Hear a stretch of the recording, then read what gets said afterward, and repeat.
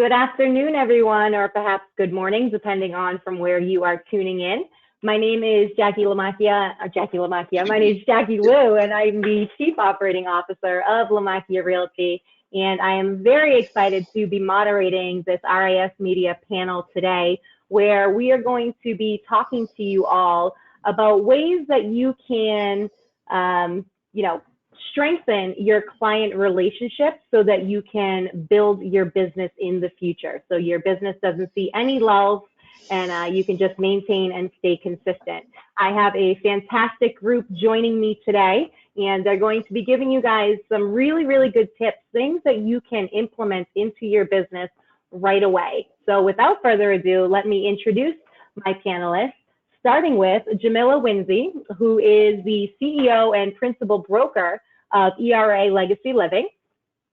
And we also have Whitney LaCosta, broker owner of Howard Hanna Coach Realtors. And our sponsor speaker, Stuart Sim from Chime. Thank you all for joining. Very excited to have you here with us. And before we get into everything, Stuart, why don't you take a couple minutes and tell everybody about you, about Chime, how it can help their business. Take it away, Stuart. Sure, let me start. So I'm the VP of Industry Development at Chime. So my role is to actually spread the word and be kind of the brand ambassador for what we do at Chime. And Chime is a full platform for real estate agent teams and brokers. Starts with IDX website, CRM, which we'll spend a lot of time focused on today. It really is how you manage your database and the people you are engaging with, whether they're on the buy or seller side. And then we always really think about the most important pieces, which is long-term conversion of the leads that you're bringing into your system. So text message, email messaging, social media messaging, content distribution, content management and placement, transaction management. So really anything that a real estate agent or broker will do in a day is available within Chime. Now, typical brokerages or agents are dealing with 12 to 15 different types of technology. We're trying to pull that all together into one to make life easier. One thing we will never claim to be is a lead generation company, but we do integrate with everyone out there. So your leads are coming in, and basically what we try and do is take a lot of the heavy lifting off what you're trying to do day to day in your business by automating a lot of those processes for you and making it easier for you to run your business. Now, you'll hear a lot of industry experts out there talking about top of funnel, which is leads into your system. But the reality is it's that long-term conversion. If you have 10,000 people in your database or 500 people in your database, how many times do you touch them? And what do you do with them to help actually drive a relationship with the individual? So one of the major issues we have as an industry is that only 12 to 14% of consumers transact twice with the same realtor. So we're trying to help that grow that number, grow that percentage. So you have a lifelong relationship with someone who is going to probably transact in real estate 7 to 10 times during their lifetime. So Chime is, fairly new to the game, but, as we look at technology, the reason I joined them is because I believe the technology is really strong. I've been doing this for 13 years. I worked at Realtor.com and a couple of other companies. So I really think as an agent, and we'll talk about this more during the discussion, you have to embrace technology at this point and grow as technology grows. And, the big word of the day today is AI. So embrace it and make it work for you.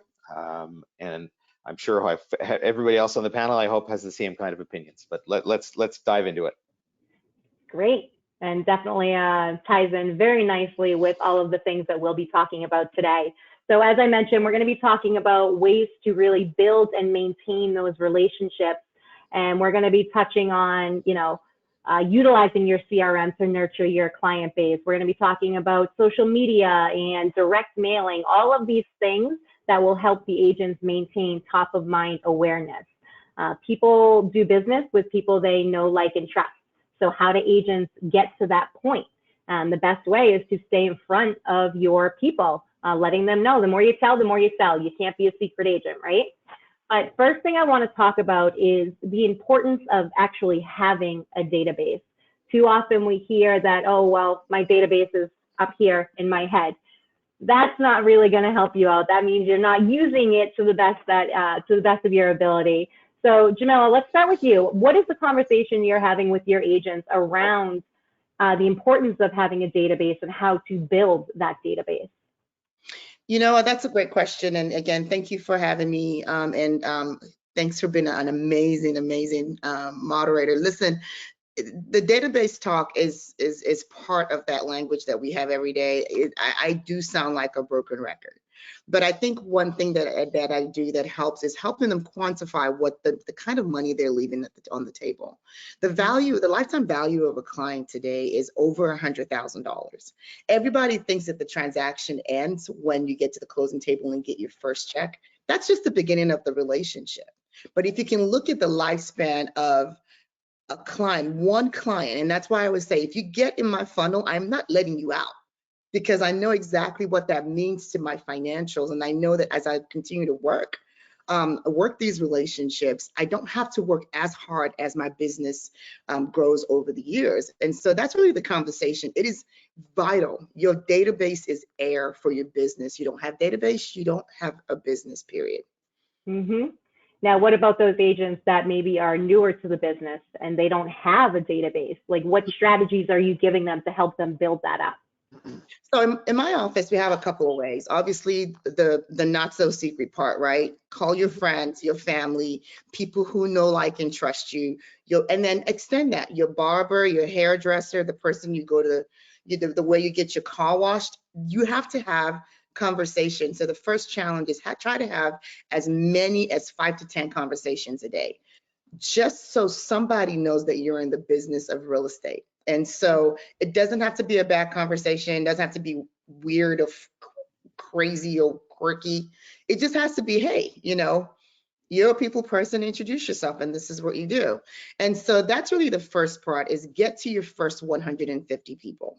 Another part is to build your core. If you are someone that loves luxury items, or if you're someone who loves to cook or you love to entertain, throw a party. If you live in a condo, throw a party, throw a gathering, get to meet people. Another thing that we do, which is now becoming the norm with some brokerages, is we provide leads to help them build their pipeline. And these leads are incubated with an inside sales agent. Once they close that person becomes a client for life. And so that's the other part, and that's another way that we help them grow their pipeline. I love that. Leads are definitely a huge part of, especially newer agents too, a huge part of their business getting off the ground. Whitney, what about you? What does it look like for you at your company in terms of building databases? Well, Jamila had a lot of great points.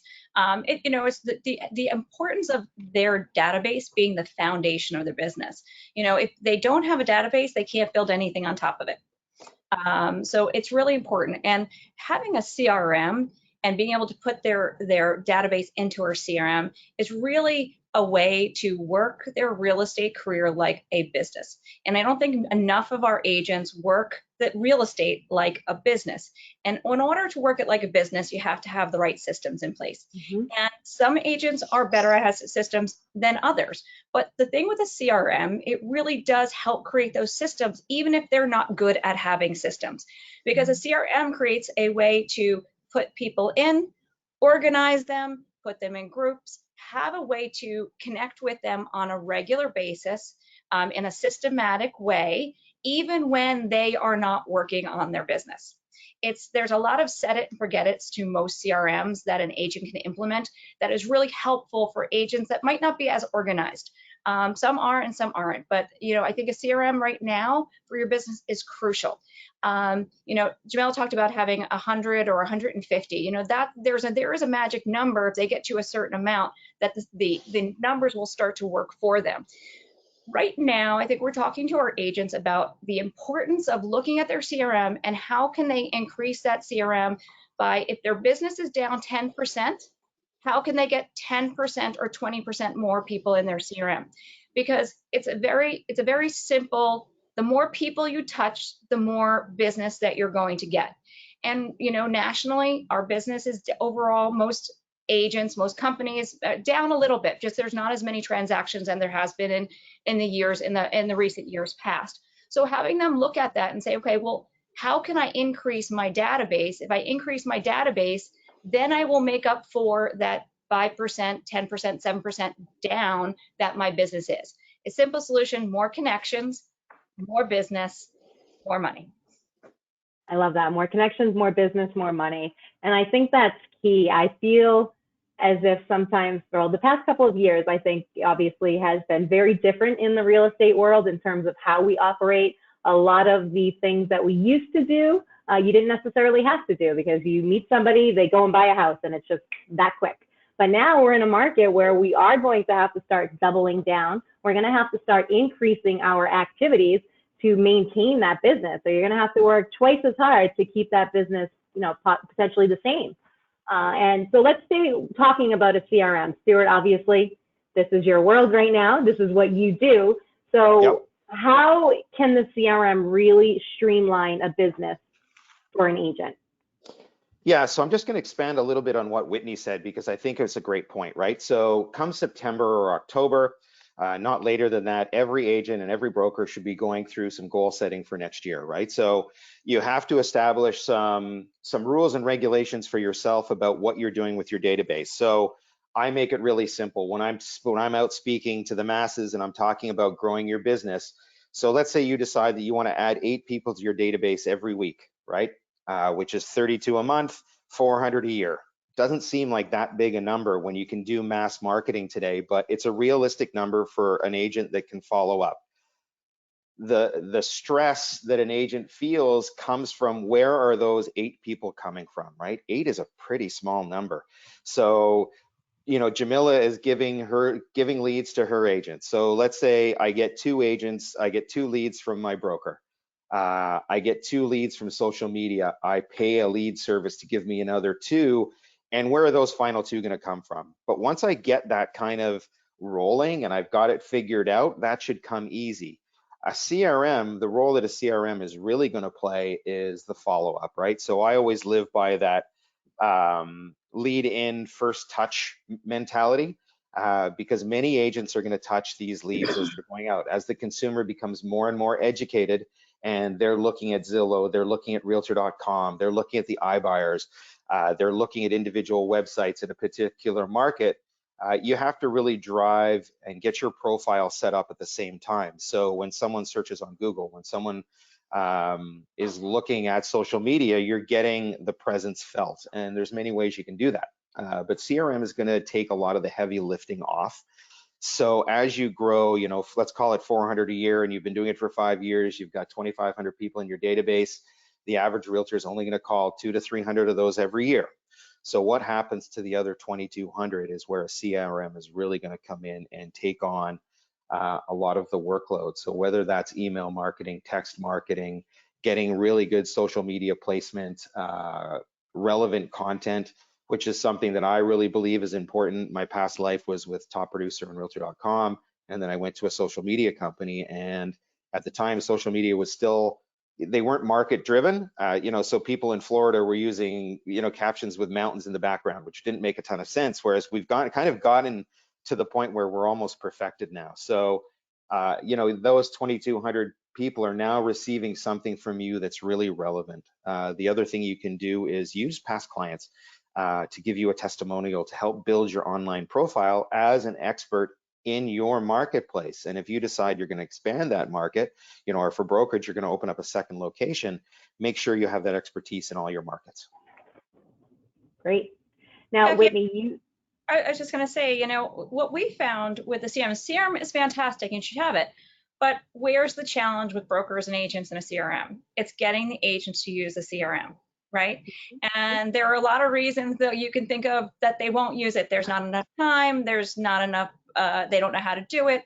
No one's taught them. All these obstacles they could put in the way of using other CRM and using all the great things that come along with the CRM.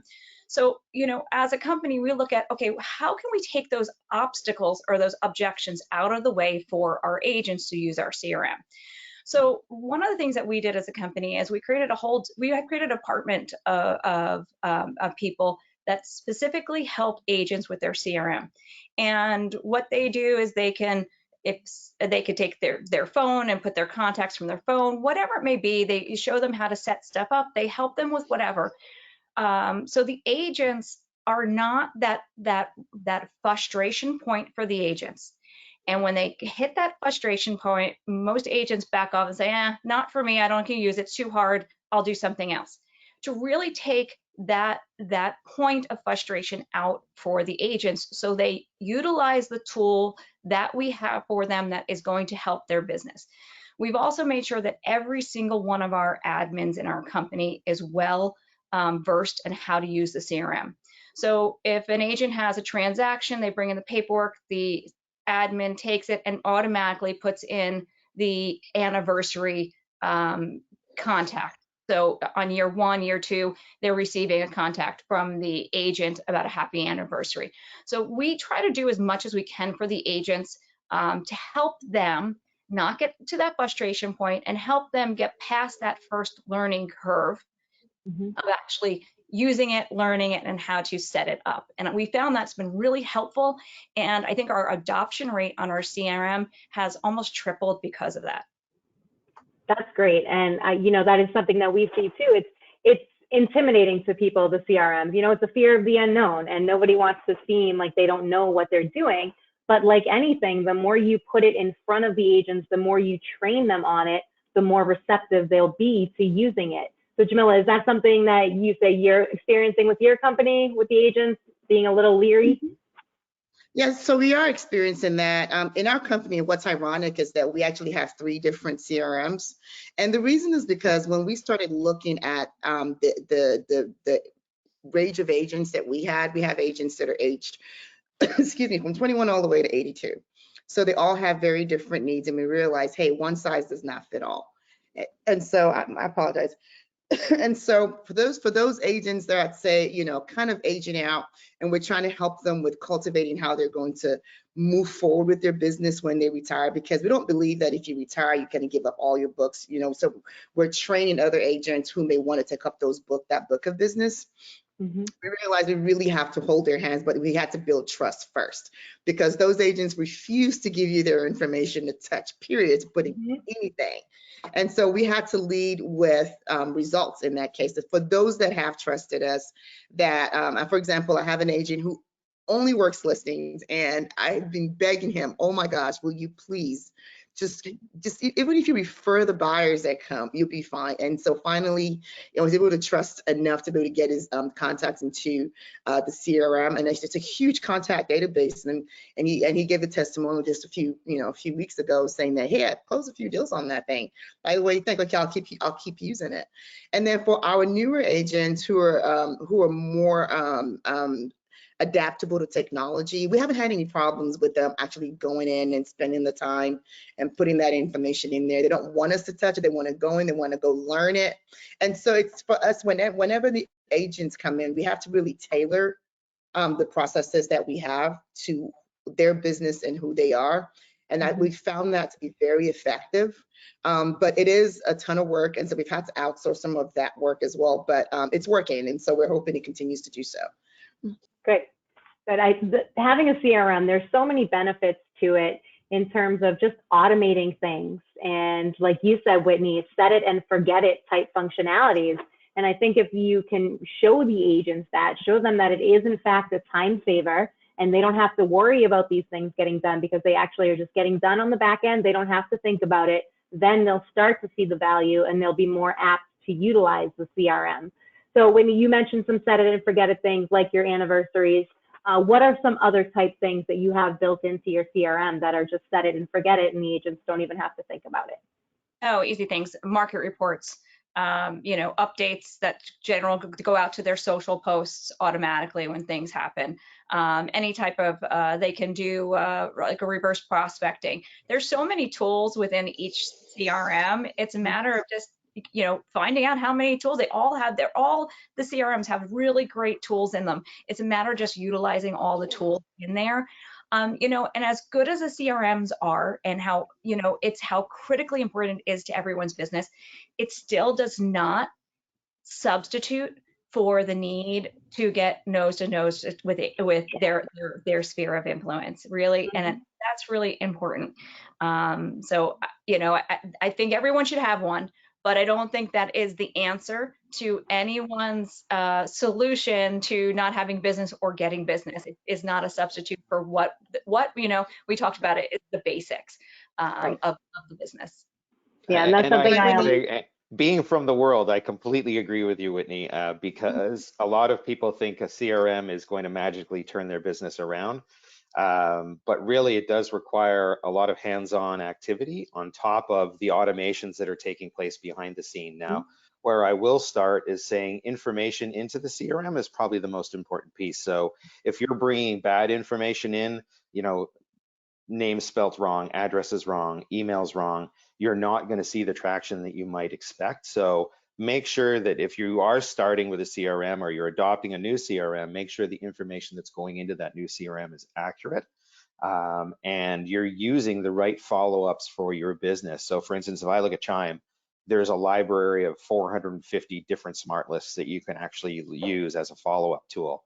And that doesn't matter if that's your 30-day follow-up, Gary Keller's 36 steps, or a 6-year follow-up, depending on that client, whether you transacted with them or not. So you have to really use a CRM that's going to adapt to your business. Now, I said this before, but as the consumer gets more educated on real estate and what's happening in real estate agents have to be more technology, call it wise, so that the consumer is having the same experience, a very good experience from the technology perspective, that they expect when they're going on, Zillow or Realtor.com or just a regular agent's website, and they're all connected through the CRM. So it has to be a positive experience for not only the real estate agent, but the consumer that's looking at transacting. So super important. I always use myself as an example. So I would call myself an aggressive real estate investor. So I invest.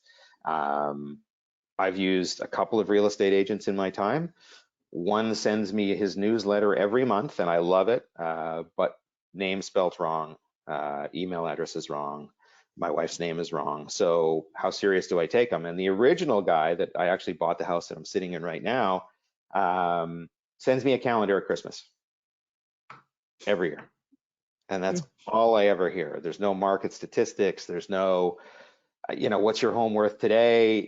One of the great things about what we've done in the last 10 years, and COVID really helped this obviously, is that there's been $3.2 trillion in home equity built up in North American real estate. So there's people that have this equity that you should be following up with super, super, super relevant information on their specific properties or potential properties that they might be looking at. And if you had that original conversation, you're sitting down at your original listing meeting and you're presenting, and you should be taking notes that says, 2 kids aged 2 and 5, well, those kids are now 15 and 20, and their situation might have completely changed. So you have to use your database to make sure that you're actually providing people with what they need at the relative time that they might be looking at transacting again, right? Whether that's a rental property, a vacation home, something a bit different. No, you're absolutely right, Stuart. I mean, I'm sorry, Jackie. No, go ahead. No, I just had a few points from on what Whitney and Stuart said, just to add to it. Yes, you're absolutely right, Whitney. The CRM is just a tool in your tool chest until you absolutely use it, and garbage in, garbage out. That's just the bottom line. It's like it's database 101, right? But when you really think about it, and I think this is where a lot of agents and brokers that are working with agents with their CRMs is, I love teaching and how to monetize your CRM. Once you learn how to monetize your CRM, it becomes sort of a game, right? And so you have your staple information, you have your market statistics, as much as you can customize that, get that out. You have your market reports, you have your staple newsletter, your happy birthdays, and all those things that are staple. But when you start segmenting your CRM and really looking and dissecting the people in there, you want to start tailoring your message to the people in that database. So for instance, you closed the house 10 years ago, and like Stuart just said, well, that house is 10 years old. It should be tagged already that that house is 10 years old, and maybe they're ready to do something. So the message becomes tailored. Allow the CRM to do 80% of the automation, right? All those staple things that we do. But on a daily basis, find ways to create messages. Think about what you want to say and create messages tailored to those people, those smart lists like Stuart says. So for instance, if you know that you have 100 people who leased from you over the last 10 years, use AI tools to create marketing messages that basically encourage them to want to buy a home. You know, those messages could be anything from credit to this and how you can help. Create 12 things that are unique about you and tell those stories via video messages and anything that's repeatable as well. Create templates for that. You can use it for workflow automations on your transactions. If you create those templates, every time you go send them an email, you just pick up that email, saves you 2 seconds. I can send out 1,000 messages in 5 minutes with my CRM, and they're all tailored.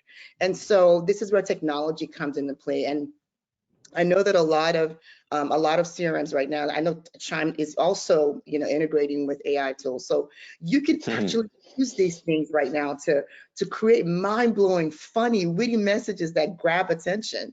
And I sent out an email one time, and it was asking about the best thing they ever ate, and I got all these responses back. And the only reason why I even wrote that email is because I was watching the best thing I ever ate. I was like, ooh, cool, that would be a great email subject. So you got to start thinking about ways to use the CRM to work for you and have conversations with them. The minute you stop looking at it as a tool versus really literally an assistant that can leverage your business and do about 80% of the things that you do manually today, it will make you money. Absolutely. It keeps you organized. It keeps you streamlined. But to Whitney's point, it's not the only thing. It's not the end all be all. And I always tell agents that this cannot be your only means of communication with people. If you're technically not doing it, the system is doing it for you, and nothing beats picking up the phone and calling people. Okay. That's when going back to basics, we're going to have to start doing some of that. New world meets old world. But definitely a couple of points. I love what you said, Jamila, garbage in, garbage out. Your database is only as good as the data you put in it. So let's talk a little bit about staying active with your sphere. You guys have mentioned market reports and different things you could do. Are you teaching your agents, let's say, you know, every week you should be doing this, you should be connecting with this many people? What does that training look like with your agents in terms of staying active with their sphere? Jamila, why don't you go ahead with that one? Yeah, mine's very simple. For those, I always get I don't know what I'm going to say and this, that, and the other. I always keep it simple. Talk to 5 people a day in your database. Just pick up the phone. On your way to work, write down 5 names, 5 ways to connect. If it's via text message, instant message, or a phone call. That's 25 people a week. That's 100 people a month. Just keep it very, very simple. And all you're doing is the Ford script, right? It's the family, occupation, recreation, and dreams. How are you doing? How's life? How's the family? How's Johnny? All those things, when you get to the office, put those notes in your database so you have some talking points for the next time you call them. But that's really how and honestly, it used to be super complicated. I used to have this complicated way of connecting with the sphere. Once we boiled it down to 5 conversations a day, sometimes those conversations could be 10, but it's like just promise that you would do 5 a day. And that has been super, super effective. Yeah, when you limit it, and I don't want to say limit it, but 5 a day is not intimidating. 5 a day, okay, I can manage that. So I like that. That's a good number. Whitney, what about you? Yeah, so where's the rub here is that, you know, we talk about our sphere of influence. We talk about a circle, right? We talk about our target group. It's once again, it's a circle. We talk about that web of people. We say, you know, it's pretty much a circle. And what happens for an agent and where they lose, we're talking about fortifying their business for the future, is where the problem comes in is when they let a wedge come between them and their people, between them and their sphere of influence, them and their target market, them and their people, the outside web. So what are those wedges? And when we let that wedge come in is when you end up losing business or you end up losing customers. They're actually not in your sphere of anymore because you created a wedge they're not going to come into you. So what are some examples of what those wedges could be? Well, simple one, Zillow. Zillow could be a wedge, right? Because they could then, they're not coming to you for real estate information. They're going to somewhere like Zillow, a third party, to get real estate information, because they don't know you have the information, or they don't think that you have as much information as another third party. So that could be a wedge. A wedge could be as simple as a neighbor who told them that they got so much for a house and that they use this agent and this is the person that's got to do it. A wedge could be a lot of different things, but how do you not let that wedge get into your round circle? We all live in this little round circle of ours, right? So, I think it's really important to talk to the agents about, don't let that wedge get between you and your client base. So what are the things that you're doing to create that wedge? Well, your client base, what do they need to know? They need to know that you have the information that they need. That they know that if they have questions, you're going to get the answers for them. They need to know that you're the most knowledgeable person in the business, right? And they need to know that you're accessible, and they need to be reminded all the time that you are there. Every single agent out there, maybe even the three of us or the four of us here on this call can say, we know in our experience, in our own personal experience, where someone came and did a real estate transaction and you're like, that should have been my real estate transaction, but I didn't do my job well enough to stay in contact with that person, right? So what are they doing? The great thing is that the CRM does the high tech things, but it doesn't take the place of the connection between, the one-on-one connection. Jamela's great, boiling it down to something simple, connecting with 5 people a day, right? But I think that it's really important that we are always showing our value, right? Stu said the guy that drops off the calendar every year. Well, he drops off a calendar, but Stu, do you know how much he knows about the real estate business right now? He hasn't told me anything, so. He hasn't told you anything, so you wouldn't know. You might not go to him for your real estate answers, but the guy that doesn't know your name, that sends you a newsletter, he might have more information about the real estate business. So it's really important about what we're putting out there and we're connecting. So one is making sure you're connecting on a regular basis. 2 is that the information that you're putting out there is relevant to the receiver, right? And I will tell you always, local information about real estate is always important to the receiver. They always care about what's going on on their block, in their neighborhood, in their town. So if you have that information, you're getting it out to them. Jamel, I think you said it, it's the consistency. It's consistency of always having those contacts and always making sure that you've contacted them on a regular basis. If you don't, it's like any other type of marketing. If it's not done consistently, then they will forget about you. You have to keep yourself at the forefront of their brains. So when they say real estate, or we say real estate, they say, Mary Sue, that's my realtor. She's my person. She's my go-to, right? Whenever they say real estate, they think of you. So what are you doing on a consistent, regular basis? And, for us in our company, we know that the agents have a challenge of being, not everyone's creative, not everyone has a system. So we try to help our agents by giving them as much as we can that is done, ready at their fingertips to go out. So every quarter we create a new prospecting program for them, and we create the steps because, right, they might take, we want to make sure that they follow through, and maybe it has 8 steps, they get through 5 steps, that's fantastic.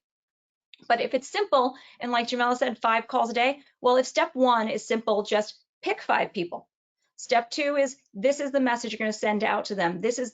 And here is the information that you're going to send out to them. Here is the graphic. Here is the mailer that you're sending out to them. So we try to make it as simple as possible for the agents, so they try to take out the wedge between them and their client base. So for us, it's just creating as much stuff as we can, much material for our agents with a system for them to follow on a regular basis, quarterly, for them to be able to go and make sure they're making those connections. And nose to nose, toes to toes, you're not going to ever sell a house from inside the walls of the office.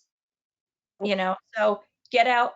I have one agent that he does meetups I don't know if all of you have those in your areas, but meetups are just, you jump up on Meetup and it's a group of people that are going hiking. It's a group of people that are going kayaking. It's a group of people that are doing knitting, and they get together, and he just goes to all these meetups just to get more people on his database and just to meet more people, because he knows that he's going to get more people on a database. He's going to make more connections if he's out and about than he is just sitting at a desk or in his office, or, you know, not just, you know, doing the things he does on a regular basis. So those are the types of things that we're doing, and trying to get our agents to focus on those things as well. I love that you have a whole package for them, because, you know, you hear all the time, well, one, I just don't have the time to do it. I don't know what to say. I don't know what to send. So agents really do need a step-by-step. And once they get the hang of it, then they're going to start doing it. And that's, you know, a perfect opportunity for CRM as well, because it has all of that step-by-step in there. So I love that you're doing that. I think that's great. One thing I do want to mention to everybody watching, if you do have any questions, you can pop them in the sidebar on the chat. We will address those at the end, but don't be shy. If you have anything you want to dive in deeper on, please let us know. All right. And so, right. Just a little something to Whitney, and everything that Whitney said is really spot on. I was going to give one quick advice on the market conditions. A lot of agents don't know how to like read it or understand it or even articulate that. So one of the things that we do in our sales meeting on our monthly meetings is not only do we go over market statistics, but I also give them a pitch and talking points. So when you pick up the phone and call your 5 and you don't know what to say, the first thing people ask you, because they know you're real estate, how's the market? Now you have your bar conversation, and then you have your elevator pitch, and you have all those things you can do and tell them really within a few quick minutes. And I think it's awesome, because not only can they take that, it can turn that into a video script, or can they just really use it as talking points when they're having conversations with their sphere. Jamila, Yeah. I tell my agents to take it even a step further. I tell them, you know, I think that's great, because I think a lot of agents don't know how to take the data and interpret it in words that they can make relatable to the public or to the receiver. So I think it's great that you give them the dialogue. But I would say have 3 or 4 statistics, not 20. It could be 2 to 3 statistics, and put them in your phone. So every week or every couple weeks, update those statistics, put them in the phone. So when you're in the supermarket and you're, you know, going to the supermarket and you see the person you know from far away, you could pull up those statistics, because you know what's going to come. What's the question? How's the market? So they have them at their fingertips before they go into that party or that barbecue. They can look in their phone and say, oh, those are the 3 market statistics I want to use. Because when someone asks you how the market, if you say, oh, the market's great, that's an okay answer. But if you say, you know what, the market right now, inventory is down 7% in Happy Town than it was from last year, and your professionalism and your knowledge and the way you're perceived by that other person goes up tremendously. So all they need is 1 or 2 pieces of data, put it in the phone, and update it every 2 weeks. That's a great point. that is, I love the idea of putting it in the phone. And we always say to our agents, you know, you don't need to know about every single market. You really don't. Hone in on the markets that you really want to focus on and become very familiar with what's going on. What's the average sales price, days on market, those kind of key points that people want to know, you know, are homes selling for over asking. So really being the expert so that you can have those intelligent conversations. So then they are learning to trust you because you know what you're talking about. And then they're going to continue to reach out to you when they have questions. Stuart, it sounds like you've been trying to say something. No, I was just going to okay. expand. I was going to expand. So, you know, from a technology perspective and a technologist, we don't live in a 9-to-5 world anymore. If you're a real estate agent and you think that, you know, getting to the office at 9 and closing shop at 5, it's unrealistic. So I love the concept of getting involved in something like that group that you were talking about, Whitney. Outside of your hours, you're still enjoying your time, your free time, but you're also expanding your network at the same time. So, you know, the phone has, as wonderful as it is, it sits by my side, it sits by my bed. I'm constantly checking it for, you know, new information or what's going on in the stock market. And it's the same thing for a real estate agent, right? So if someone is looking for information at 7 o'clock at night and you're not the first one to respond, or your system is not the first one to respond, you're going to find yourself behind the 8 ball. So there's some really interesting stats. And I was at NAR last week, and the statistics that are just coming out of NAR, they just collect so much data. It's pretty crazy. So in 2005, in North America, there was 6 million homes sold, and that's pretty standard, you know, all the way up through 2022, where there was only 4.8 million homes transacted. You know, as we came out of COVID, it, you know, really took a dive quickly because of interest rates and so and so, so and so. But in 2005, those 6 million homes generated 6 million real estate leads. In 2022, those same, well, call it the 4.8 million, generated 150 million real estate leads. So what that tells me, first of all, is that obviously the internet has expanded like crazy, but the consumer is becoming so much more interested. And with COVID, when people were stuck at home, they really dove in and started to embrace real estate websites and places that provided information about real estate, and that's only going to expand. So if you've got a customer, and Jamila kind of went into this a little bit with knowing your market conditions and knowing what's going on in your market, you've got to be spending that extra time on those websites as well, right? To be able to answer someone's question that says, hey, I was watching CNN and someone in the Alabama area said, you know, homes have increased by 20% when everywhere else is dying. You have to be able to respond to that and have that information at the ready, because I've seen so many on the opposite side where they don't know the market conditions, or they're not spreading the word about market conditions. And social media obviously is a great place for that. And we haven't talked much about social. And you know, Facebook has been around for a while, and people are looking at Instagram and TikTok and even YouTube for different ways to promote their business. But when you're thinking about that relevant information, really get it out there. And I think I mentioned this before, but use your past clients and use people that you've transacted with to share things, you know, share your posts, write an article, write a testimonial for you on your behalf, and get that out there. You know, being active on social media is crucial at this time. It doesn't matter what industry you're in, but really from a real estate perspective, social is super important. And you can include Google and the different SEO and PPC methodologies in that, but you know, Facebook is still probably the #1 for real estate, you know, followed close by other sites. So embrace it, and you know, use that information to the best of your ability. Let's stay on social media. As you can see, it's the next slide right here. I always say to our agents, like I said earlier, don't be a secret agent. The more you tell, the more you sell. You have to promote yourself on social media, whether you like it or not. You know, that's where people are at right now. Technology is a huge thing. Social media is a huge thing, and you have to meet people where they're at. So we always tell our agents, you know, when you are coming to a training, make sure you're checking in. When you are at an open house, check in, things like that. So I'm curious, you know, how often are you teaching your agents post on social media? What are you teaching them to post? Let's talk about social media for a little bit. Whitney, go ahead. Always. Go ahead, Whitney. I'm sorry. No, you know, we are constantly teaching about social, you know, how important it is, we actually created a video studio in one of our offices for the agents to go to with videographers for them to, you know, with scripts and trying to make it as easy as possible. There's scripts there for them to use, encouraging them to go there and just to start with video, because video is so important to their social right now.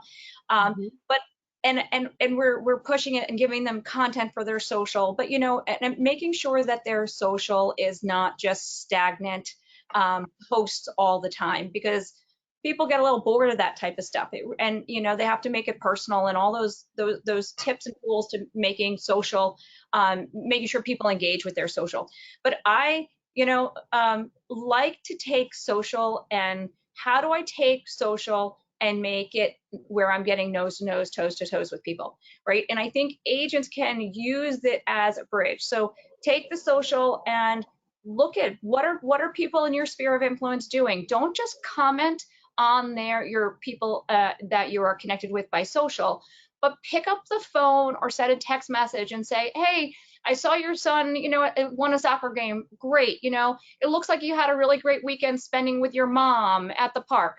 You know, take the things that they're posting on social and use it to connect one-on-one, because social you might, but then when you take it the step further, you are going to get something so much more when you actually connect by phone or in person with the person. So use the high tech. I always tell my agents, use the high tech to get back to the basics and being able to connect with the people by voice or by in person. Love that. I love that. It's a relationship business, right? You need that face-to-face interaction. Jamila, go ahead. Absolutely. I mean, I completely 150% agree with Whitney. It's right now we're really trying to we're working through ensuring our agents have a hybrid marketing approach. And so, like Whitney said, if you have folks that you've closed business with, especially if you've been in this business more than 5 years, or if you've been in this business more than 20 years, which are the most challenging conversations I have is with agents who've been in the business more than 10 years, because they have their grassroots, physical and a way of reaching out to their clients for referrals and repeat business.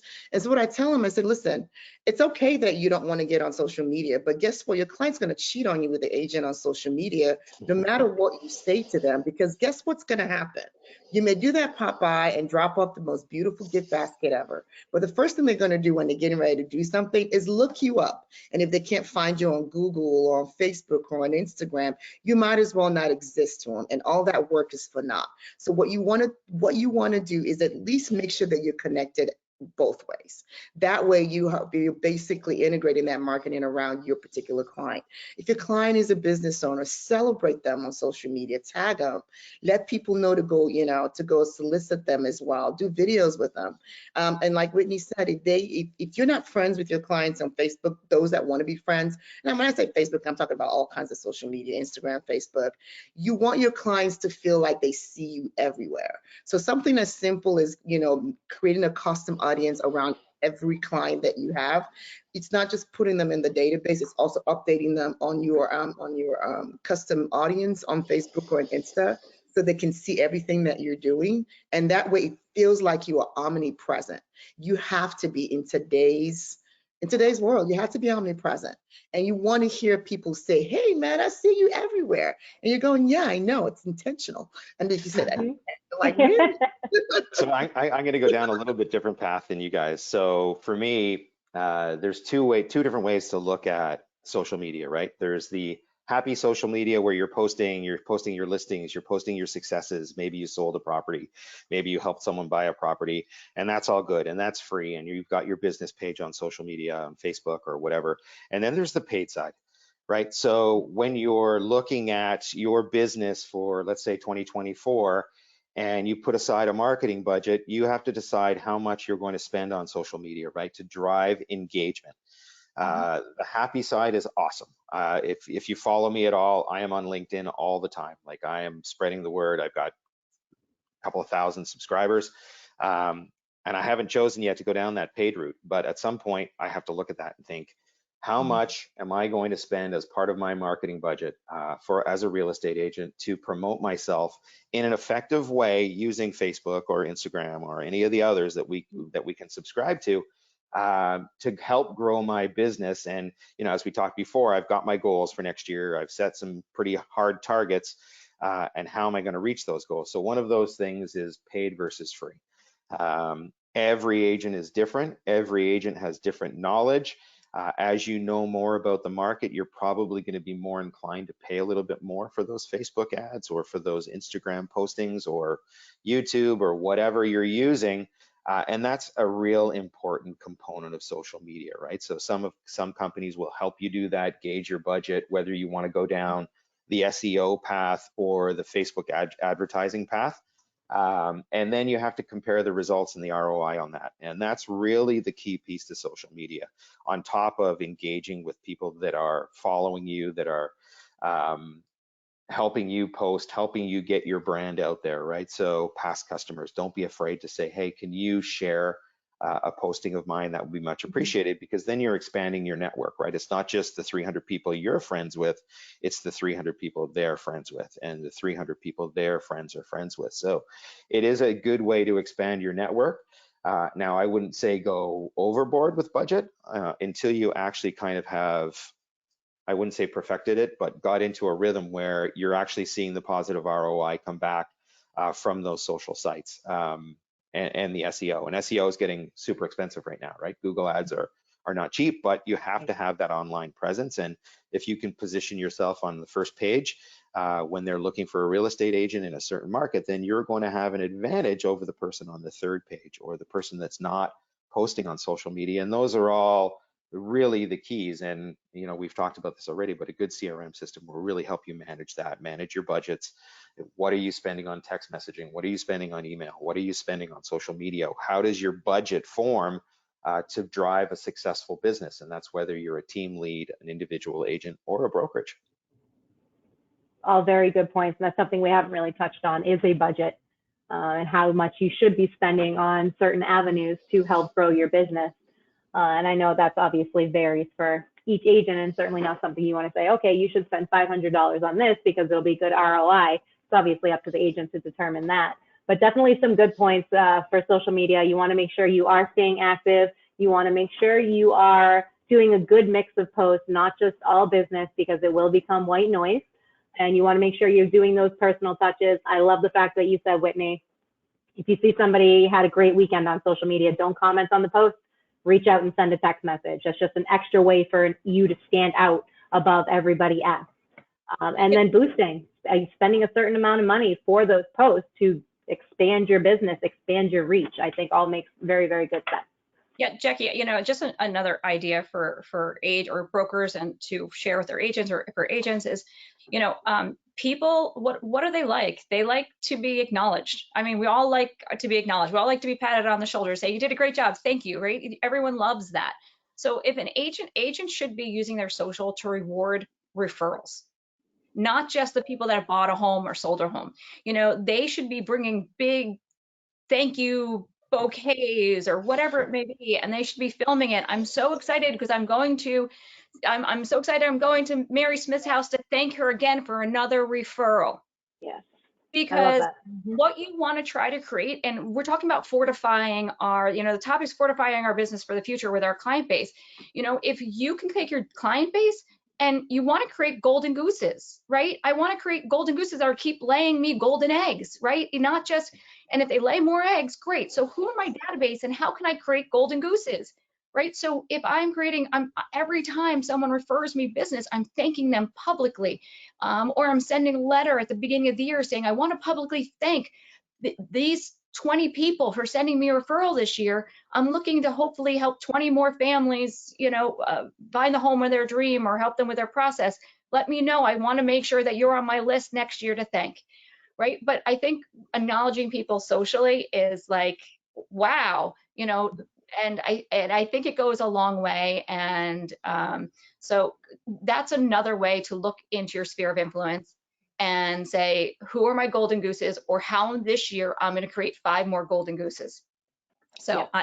and that's just one way to do it. I love that. People love to be acknowledged. They do. Super good point. Just human nature. Super good point, Whitney. And to that point, why don't we chat a little bit about client appreciation parties or days or things like that? Are you promoting those with your agents, telling them get your people together as a way to say thank you? Because to your point, Whitney, that's going to, you know, spread the good word. Jamila, are your agents doing that?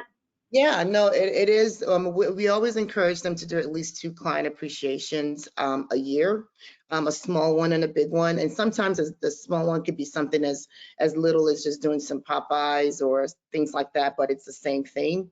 But we encourage them to do 2 a year. Right before the pandemic, we were actually, as a brokerage, going to do one big one for those agents that didn't have a big database and have a big client appreciation party where they brought their clients and the costs were shared.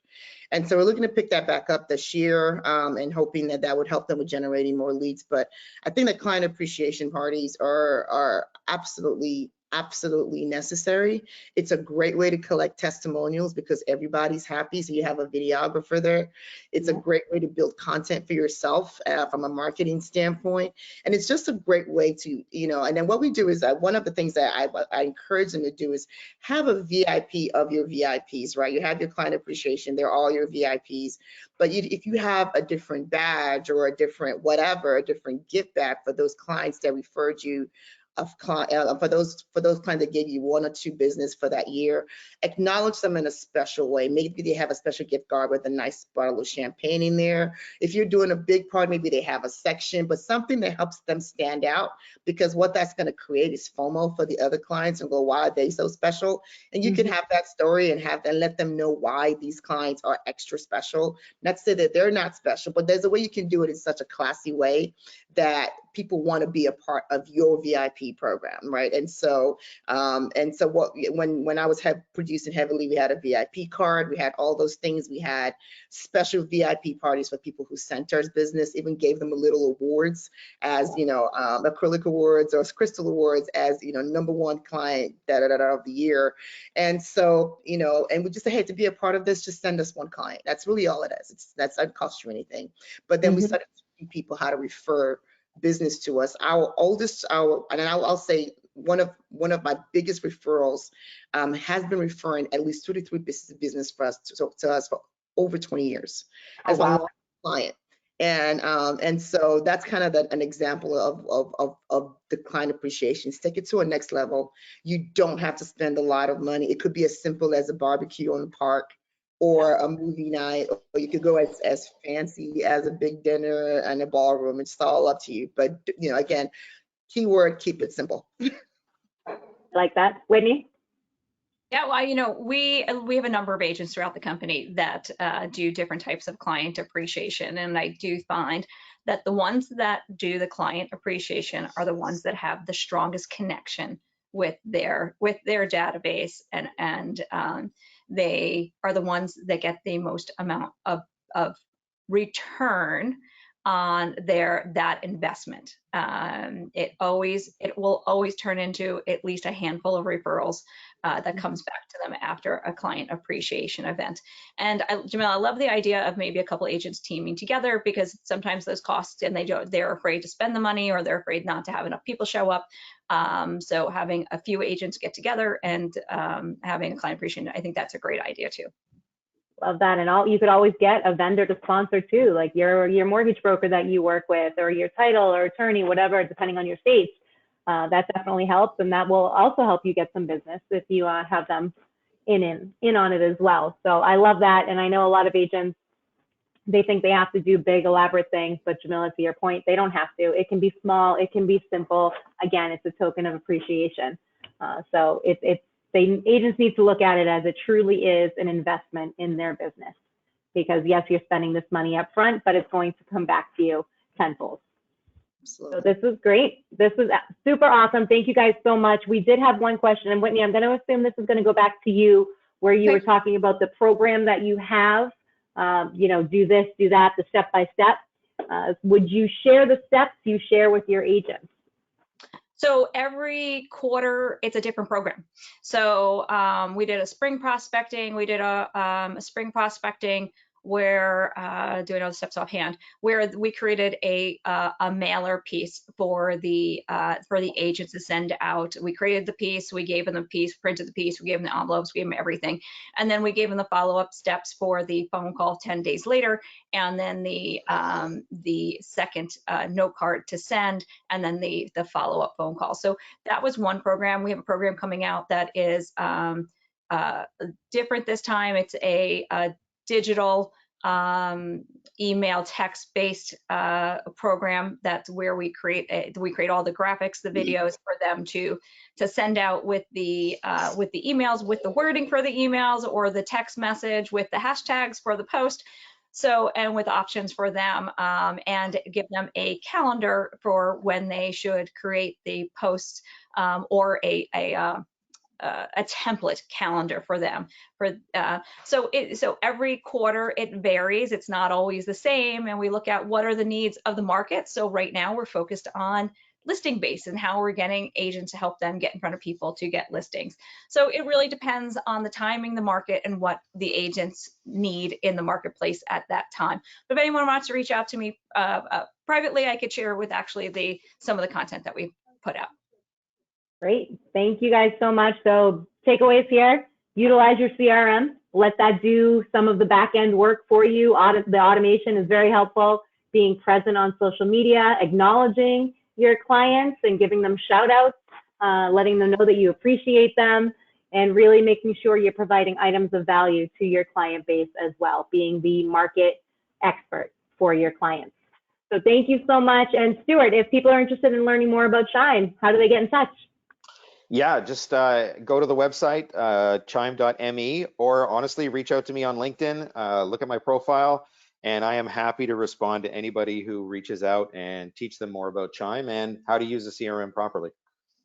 Excellent. Hopefully you guys got 1 or 2 nuggets out of this and you can start implementing in your business right away. Thank you, Jamila, Whitney, and Stuart, and thank you to RISMedia for allowing us to participate in this webinar. Thank you, guys. Everyone. Thank you. Take care. Bye.